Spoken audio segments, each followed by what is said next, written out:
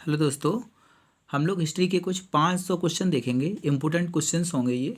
सबके सब repeated question हैं और इनके बारे में जितनी भी थ्योरी होगी, बीच की थ्योरी, वो सभी बताते जाएंगे। तो आप लोग क्या करेंगे, उसको नोट करते जाएंगे और जो भी चीज़ समझ में नहीं आएगी उसको आप कमेंट कर देंगे। तो सबसे पहले हम लोग देखेंगे कि जो इम्पोर्टेंट क्वेश्चन ऐसे हैं जो रिपीटेड हैं और जो करवा रहे हैं, इसके अलावा जितनी भी थ्योरी होगी वो भी साथ में करवा देंगे। तो सबसे पहले हम लोग देख लेंगे कि हड़प्पा सभ्यता के अवशेष गुजरात में कहाँ से प्राप्त हुए हैं। तो हड़प्पा सभ्यता के अवशेष गुजरात में पूछा है, तो गुजरात में हमें कहाँ से प्राप्त हुए हैं, तो लोथल से। अब लोथल के बारे में ऐसा नहीं है केवल लोथल एक बार पढ़ लिया बस हो गया है। लोथल के बारे में देखेंगे तो लोथल सबसे पहले है तो कहाँ, गुजरात में स्थित है, आपको बता दिया है क्वेश्चन में। इसके अलावा लोथल की खोज रंगनाथ राव ने की थी, रंगनाथ राव ने की थी और 1953 और 54 में की थी। ये इम्पोर्टेंट नहीं है उतना, लेकिन फिर भी आप लोग सुन लेंगे। लोथल से क्या प्राप्त हुआ था, तो लोथल से सबसे पहली बात तो लोथल क्या था, बंदरगाह था और यहाँ से युगल समाधान प्राप्त हुआ था, हवन कुंड प्राप्त हुआ था और चावल के अवशेष प्राप्त हुए थे यहाँ से, फारस की मोहरें प्राप्त हुई थी यहाँ से। इसके अलावा लोथल क्या था, लोथल सुरकोटदा के साथ में बंदरगाह था, जो कि आप ध्यान रखेंगे इस चीज़ को, ठीक है, क्या था, बंदरगाह था। अब बात आती है आगे कालीबंगन के बारे में देखेंगे। तो कालीबंगन से मतलब क्या था, काली चूड़ियाँ, ठीक है। यहाँ से सबसे पहले ध्यान रखेंगे ये किस जगह स्थित है, तो राजस्थान में स्थित है। कहाँ पे, राजस्थान में स्थित है। और राजस्थान में पूछेगा कि इस चीज़ से जो कालीबंगन है यहाँ से क्या विशेष प्राप्त हुआ है, तो जुते हुए खेत के प्रमाण, जुते हुए खेत के प्रमाण प्राप्त हुए हैं। इसके अलावा इसकी जो राजस्थान का जो कालीबंगन क्षेत्र है, इसकी खोज किसने की थी, तो एक व्यक्ति थे बी वी लाल और एक साथ में नाम और आता है बी के थापर जी। इन दो लोगों ने इसकी खोज की थी।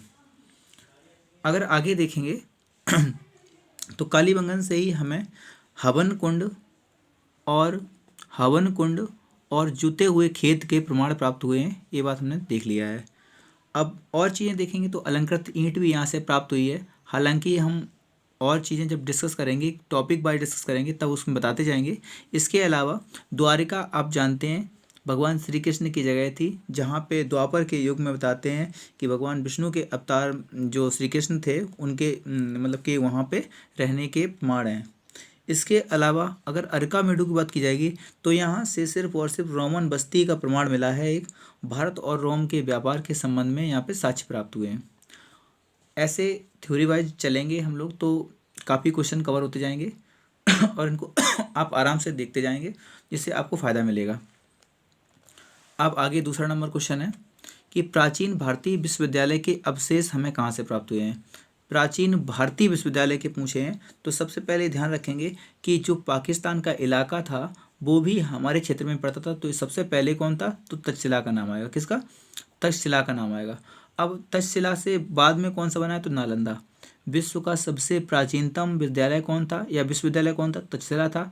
लेकिन अगर क्वेश्चन पूछेगा कि विश्व का सबसे पहला आवासीय विश्वविद्यालय कौन सा था, तो नालंदा का नाम लगाएंगे।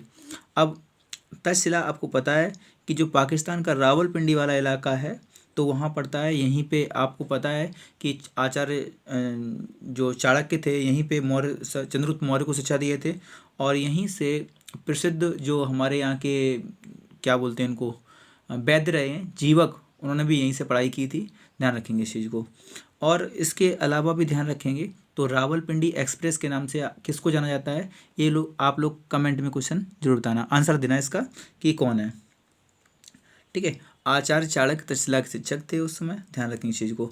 अगर नालंदा की बात करेंगे तो नालंदा की बात की जाएगी तो नालंदा की स्टार्टिंग किसने की थी, तो कुमारगुप्त फर्स्ट ने की थी, ध्यान रखेंगे। और नालंदा को बनवाया था कुमारगुप्त फर्स्ट ने, पर इसको ध्वस्त किसने किया था, तो ध्वस्त किया था बख्तियार खिलजी ने। अब बख्तियार खिलजी को कतई खिलजी वंश समझ मत करना।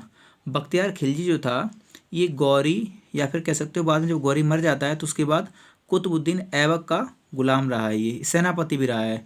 और बख्तियार खिलजी को ही जो बंगाल का इलाका है, बंगाल का क्षेत्र और बिहार का क्षेत्र, यहाँ पर मुस्लिम वंशों की नींव डालने का श्रेय जाता है किसको, बख्तियार खिलजी को। इसी ने नालंदा को जला दिया था, ध्यान रखेंगे इस चीज़ को। ध्वस्त करवा दिया, जला दिया, ये सब क्वेश्चन इसी के लिए होते हैं, ध्यान रखेंगे, ठीक है।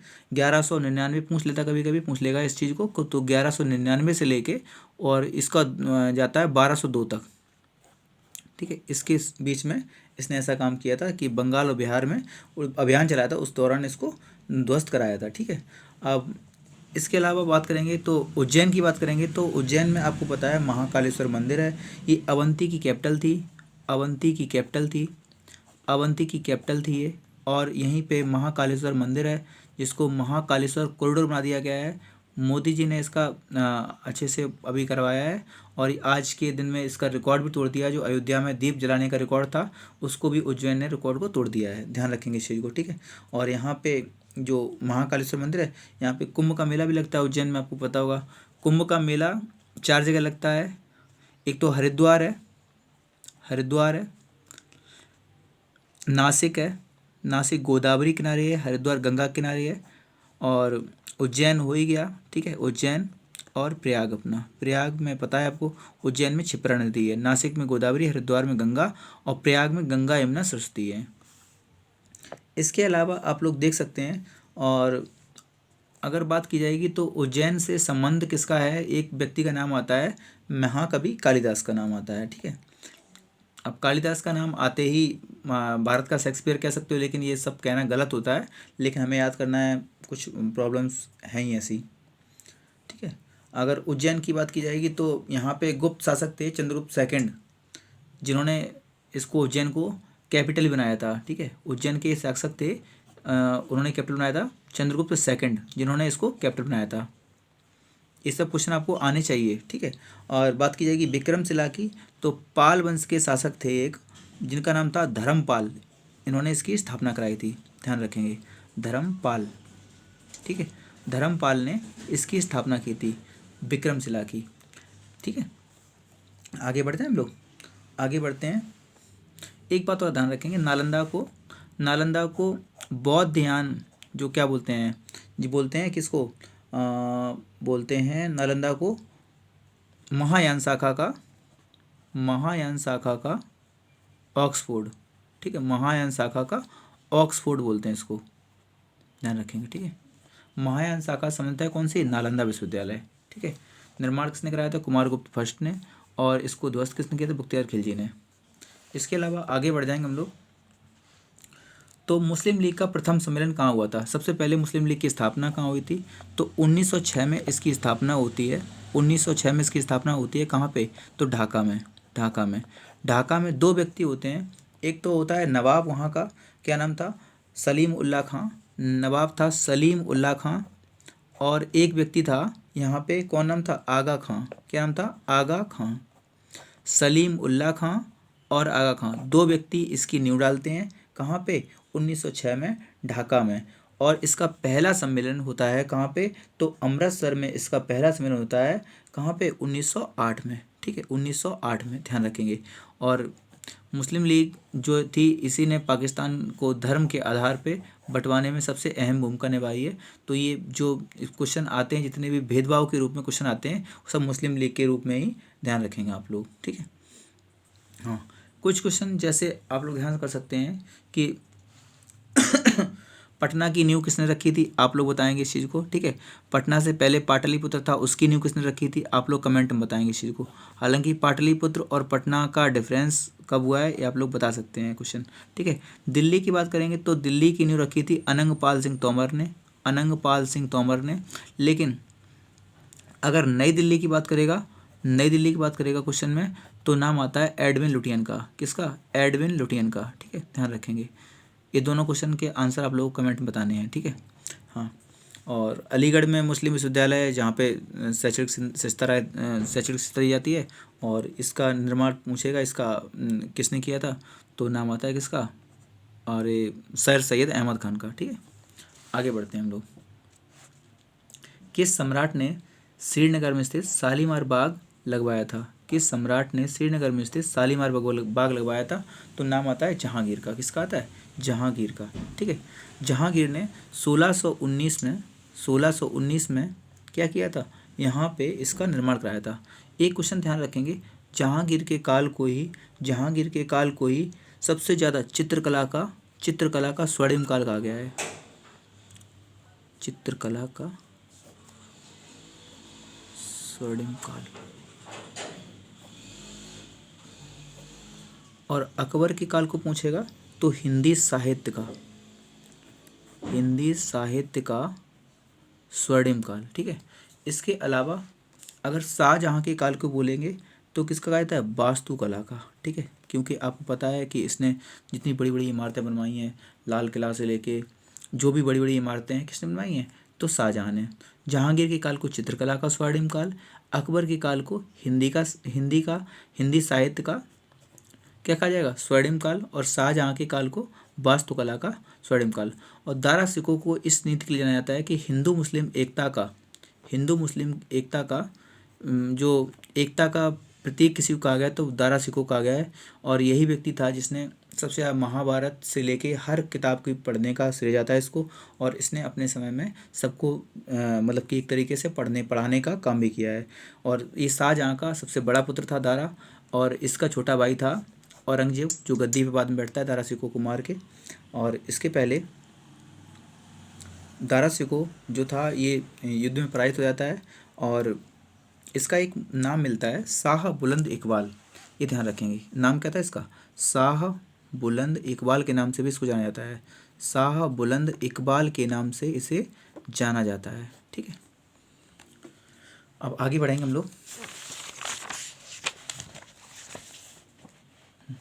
औरंगजेब ने किस सिख गुरु की हत्या करवाई? ठीक है, अब इसमें नाम अगर डायरेक्ट याद कर लेंगे तो नाम आता है गुरु तेग बहादुर की। 1675 में गुरु तेग बहादुर की इन्होंने हत्या करवा दी थी। ठीक है, अब कुछ अगर देखना चाहें तो देख सकते हैं। ठीक है, और ये 9वें गुरु थे गुरु तेग बहादुर, ये भी ध्यान रखेंगे। ठीक है, और गुरु नानक ने सिख धर्म की स्थापना की थी, और अर्जुन देव को जहांगीर ने 1606 में मरवा दिया था। और 5वें गुरु की हत्या के कारण जहांगीर का विद्रोही पुत्र था खुसरो, मतलब कि उसको भी आंखें फोड़वा देता है जहांगीर। और अर्जुन देव जो थे ये 5वें गुरु थे, ध्यान रखेंगे इस चीज़ को। ठीक है, और सिख के लास्ट में गुरु हुए हैं गुरु गोविंद सिंह, ध्यान रखेंगे। ठीक है, 5वें गुरु अर्जुन देव 5th नंबर के, और इसको ध्यान रखेंगे। अब आगे आते हैं क्वेश्चन। हाँ, सर्वेंट्स ऑफ इंडिया सोसाइटी के संस्थापक कौन थे? तो नाम था गोपाल कृष्ण गोखले। ठीक है, और अब बात की जाएगी किसकी? अगर बात की जाएगी गोपाल कृष्ण गोखले की, तो ये किस गुरु थे? ये गुरु थे महात्मा गांधी के। ठीक है, महात्मा गांधी के। अगर इनके भी गुरु की बात की जाएगी गोपाल कृष्ण गोखले के, तो इनका नाम था महादेव गोविंद रानाडे। ठीक है, महादेव गोविंद रानाडे। इन्हें महाराष्ट्र का सुकरात कहा जाता है। महाराष्ट्र का सुकरात कहा जाता है, ध्यान रखेंगे। ये सभी क्वेश्चन इंपॉर्टेंट हैं, चाहो तो याद कर सकते हो।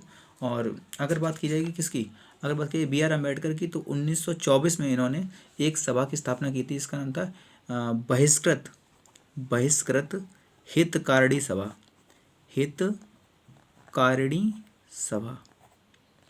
ठीक है, बहिष्कृत हितकारिणी सभा।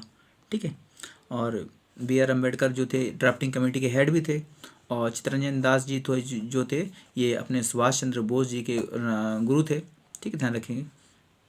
और सुभाष चंद्र बोस जी जो थे इन्होंने 1939 में फॉरवर्ड ब्लॉक की स्थापना की थी, और 1938 और 1939 में दोनों जगह हरिपुरा और